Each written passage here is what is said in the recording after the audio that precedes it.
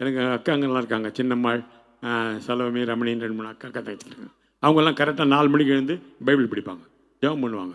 நம்ம வீட்டில் பார்த்துருக்கலாம், நம்ம வீட்டு பெரியவங்கெல்லாம் காலையில் எழுந்து உட்காந்து பைபிள் படித்து ஜெபம் பண்ணிட்டு இருப்பாங்க. நம்ம வேலைக்கு போகிற பிஸியில் அது கண்டுக்க மாட்டோம், போயின்னு வந்துட்டு இருப்போம். ஆனால் அவங்கெல்லாம் பைபிள் படித்து ஜெபம் பண்ணனால்தான் நாம் நல்லா இருக்கிறோம். ஞாபகத்தில் வச்சுங்க.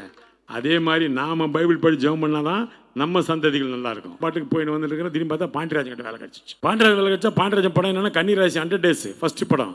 2வது படம் ஆண் பாவம் 275 days. ஆண் பாவம் டைட்டில் நான் தான் வச்சேன், சீதான்ற பேர் நான் தான் வச்சேன். அதில் எல்லா டைலாக்ஸ் கிட்டத்தட்ட 75 டைலாக்ஸ் நம்ம தான். ஒரே பரபரப்பாக போயிட்டுருக்குது. 3 ஹோட்டல் ரூமு, சவேரா, உட்லண்ட்ஸு, காஞ்சி ஹோட்டலு, 3 ஹோட்டலு. தலைகால் புரியல, போயின்னு வந்துட்டு இருக்கிறேன். ஒரு சில்வர் ப்ளஸ் மாதிரி ஒரு சின்ன டிவி ஸ்பீட் மாதிரி ஒரு பைக் ஒன்று வாங்கினு அங்கேயும் இங்கேயும் போயிட்டு வந்துட்டு இருக்கிறேன். அப்படியே வந்தாங்க என் அக்கா 3 பேர், தம்பி அப்படின்னு வந்தாங்க. என்ன அக்கா அப்படின்னு. என்ன அக்கான்ற, சர்ச்சுக்கு போகலாமா? சர்ச்சுக்கா? நான் யார் தெரியுமா இப்போ? உடனே என் அக்கா சொன்னாங்க, டேய் இதே டைலாக் தான் எங்கள் அம்மாட்ட சொன்னேன், அதே டைலாக். இப்போ யார் ராணி? நான் பாண்டியராஜன் அசிஸ்டண்ட்டுமா. கன்னிராசி பார்த்தியா? அதெல்லாம் நாங்கள் பார்க்க மாட்டோம். 100 days. ஆண் பாவம் பார்த்தியா? 275 days. என்னை கையிலே பிடிக்க முடியாது. சரிடா, அதுக்கு என்ன பண்ணுறது? சர்ச்சுக்கு வரக்கூடாதா?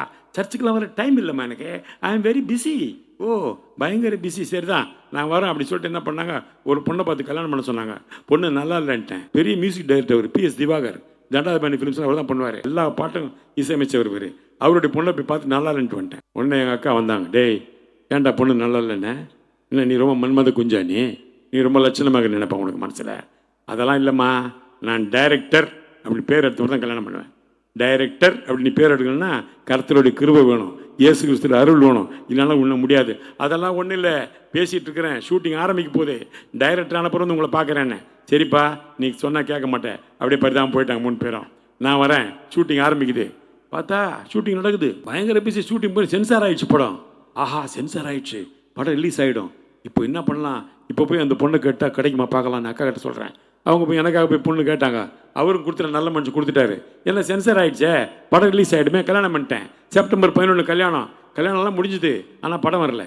அப்படியே உட்காந்து பார்த்துன்னே இருக்கேன். 1 வருஷம் ஆச்சு. அதே செப்டம்பர் 11 பெரிய பையன் பிறக்கிறான், ஆனால் படம் வரல. 91 3 வருஷம் போயிடுச்சு. 2வது பையன் பிறந்தான், பள்ளிக்கூடத்துக்கு போனான், காலேஜுக்கு போனான், கல்யாணம் ஆயிடுச்சு, இன்னும் படம் வரல. அப்படியே பார்த்து உட்காந்துருக்கிறேன். வராங்க, தம்பி வாங்கக்கா, என்ன பிரச்சனை? கர்த்தர் இருக்காரா, அவர் வந்து பாரு, வா சர்ச்சுக்கு வா. ஆமாம் சும்மா வந்த தப்பு இல்லையா? டேய் நம்ம தேவன் எப்படிப்பட்ட தேவன் தெரியுமா? மகா இரக்கமுள்ள தேவன். அவர் இமைப்பொழுது உன்னை கைவிட்டேன், மிகுந்த கிருபையினாலும் இரக்கத்தினாலும் மறுபடியும் உன்னை சேர்த்து கொண்டேன்னு சொல்கிறேன். ஒரே தேவன் அவர். நீ தப்பு பண்ணல, அவர் உன்னை, நீ அவரை விட்டோட அவர் உன்னை கைவிட மாட்டாரா?